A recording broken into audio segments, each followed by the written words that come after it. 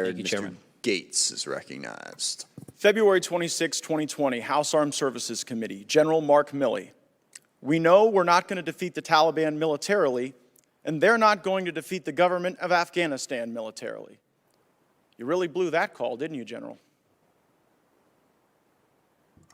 I believe that that was an issue of strategic stalemate, and that if we had remained in Afghanistan with the advisory levels of effort, then the government of Afghanistan. Well, that's an interesting Afghan answer to a security question. It's forces- just not one I asked. You spent more time with Bob Woodward on this book than you spent analyzing the very likely prospect that the Afghanistan government was going to fall immediately to the Taliban, didn't you? Not even close, Congressman. Oh, really? Because you said right after Kabul fell that no one could have anticipated the immediate fall of the Ghani government. When did you become aware that Joe Biden tried to get Ghani to lie about the conditions in Afghanistan? He did that in July. Did you know that right away?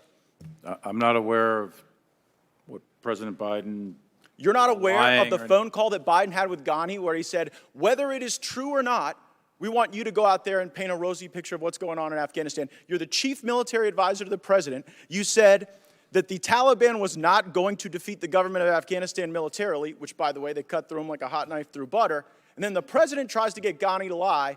When did you become aware of that attempt? Well, there's two things there, Congressman, if I may. One is what I said was the situation was stalemate, and if we kept advisors with there, the government of Afghanistan and the Army would have still been there. That's what I said. Whether that's right or wrong, I don't know. But It seems wrong now with Well, the Taliban in we control. withdrew I all have a the- question we for withdrew all the Secretary advice. Austin. Secretary Austin, are you capable of assessing whether another has the will to fight? No, we're not, and that's the point that the chairman made earlier. So, That's just like an incredibly disappointing thing for the Secretary of Defense to simply say, I can't assess whether someone has the will to fight. But it is consistent with your record. I mean, during the Obama administration, I think they gave you about $48 million to go train up some folks in Syria to go take on the Assad government. And I think your testimony was that only 4 or 5 survived first contact with the enemy.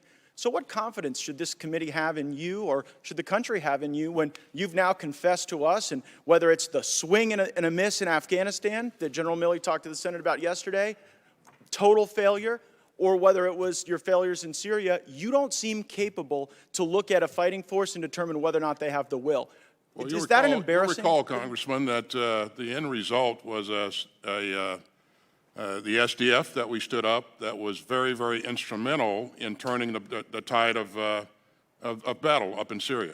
Oh, yeah, turned it so much. You've got Assad in power in Syria. You've got the Taliban in power in Afghanistan. I mean, where have you been? The focus was ISIS, Congressman, and those forces had significant effect on the ISIS network. It just seems like you're chronically bad at this, and you have admitted that, I guess, which is to your credit. But you know, when people in the military, like Lieutenant Colonel Stuart Scheller, stand up and demand accountability, when they say that you all screwed up, when they point out that General Milley's statement that that the government of Afghanistan is not going to get defeated by the Taliban, well, he ends up in the brig, and you all end up in front of us, and your former employer Raytheon ends up with a lot of money, and we have poured cash and blood and credibility into a Ghani government that was a mirage. It fell immediately. And while the guy sitting next to you was off, talking to Phil Rucker and was off doing his thing with Bob Woodward, we were buying into the big lie. The big lie that this was ever going to be successful and that we could ever rely on the Afghanistan government for anything at all. General Milley, you kind of gave up the game earlier when you said you wanted to address elements of your personal conduct that were in question. We're not questioning your personal conduct. We're questioning in your official capacity going and undermining the chain of command, which is obviously what you did. You've created this whole chain Did not of undermine the communication chain of narrative. command in any Yeah, manner, you did. shape, or form, You absolutely did. And it Did not. Well, you know what?